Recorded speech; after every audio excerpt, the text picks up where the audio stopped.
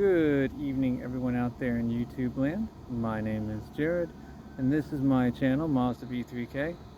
In this 5-minute fix, I'm going to show you how to remove the steering wheel on a 1989 Ford F350 7.3 liter IDI diesel.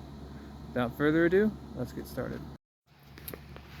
So what's going on here, and I can show you this because some of my plastic trim is already broken. I just replaced the lock cylinder.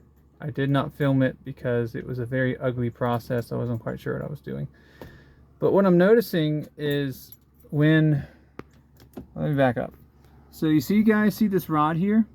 This rod, if I were to drop the steering column, goes down to the actual ignition switch. So basically when I turn the key, you should see this rod moving forwards and backwards to go with the key, to correlate to the different positions like accessory or start or whatever, right? So notice when I go back, it doesn't go back, and when I go forward, it doesn't really do anything until it's like I'm trying to crank, and that's it. Not supposed to do that. So I'm pretty sure that there's a piece called the actuator rod that's buried in here that is broken, and I need to fix it. And I think it's also why it's making the key sticky and weird, because I just put in a brand new cylinder and it dropped in just fine. Anyway, I will do another video about replacing the actuator rod, but I just wanted to do a general video on taking off the steering wheel. So first things first, disconnect the battery. I don't have my batteries in the vehicle right now, so it doesn't matter. This does not have an airbag, so you don't have to worry about that, but you don't want the horn going off or something like that. So first things first, there are two T20s on the back of the steering wheel, one on each side, and they need to come out. So that's the first step. Okay, next step is to actually pull the front of the steering wheel off. There are 4 little plastic tabs, 1, 2, 3, and 4, and they're just kind of sitting there. So if you just pull up, and they do stick a bit, so gotta give it a bit of a tug, but it'll come off. That leaves you here. And what we need to do here now is we have a plug.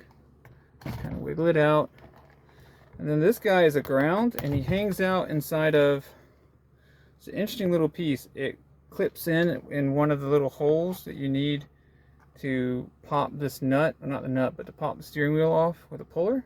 So you just pop it out, and then boom, there you go, steering wheel off. I'll put that in the back. Okay.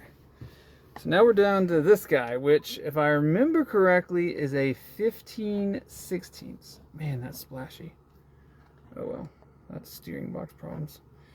It's a 15/16, so let me go get one of that, and I'm going to use my impact tool. I have a battery-powered impact to spin this guy right off.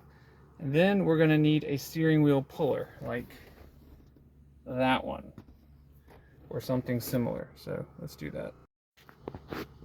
Okay, 15/16, nuts now off. Now it's puller time. So you're going to need 2 bolts that are long enough that are also going to match the threading of these holes. I don't know what that threading is. I don't know what it is offhand. I'm hoping the puller kit has something that'll work. If not, I found, when I had to fight with this the other day, uh-oh, I dropped them. My magic bolts here that work-ish. I don't know if they're quite right, but they get the job done. So let me get this puller kit out so I can show you how to use it, and let's see if we can pop this wheel off. Okay, here's the basic setup on a puller. You're going to have 2 bolts that'll thread into holes that are provided. You want to get enough threads into this that these bolts can actually hold and actually take load. Then you've got the actual pusher. And what's going to happen here is, as you tighten this main bolt, it's going to push which is going to cause these two to pull. And then since this metal piece is connected to the steering wheel, you do it enough, it'll pop and the wheel comes off its splines, and then you can just take the wheel off. I need to tighten these up a little bit so that I've got a couple of threads, and then I'll start cranking on this and you'll be able to see it in action. Okay, so these are 1/2.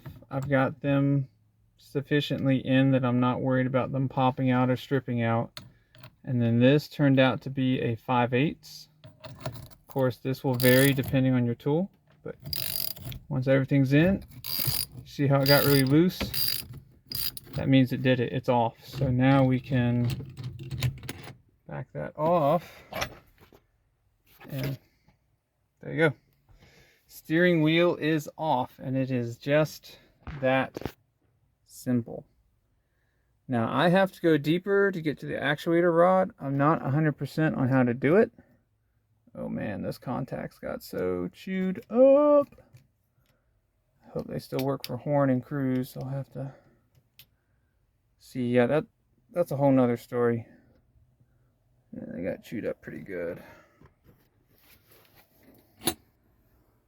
Contacting the back of that, which looks like it desperately needs some grease. And we'll get to that. So anyway, that's gonna do it for taking off your steering wheel.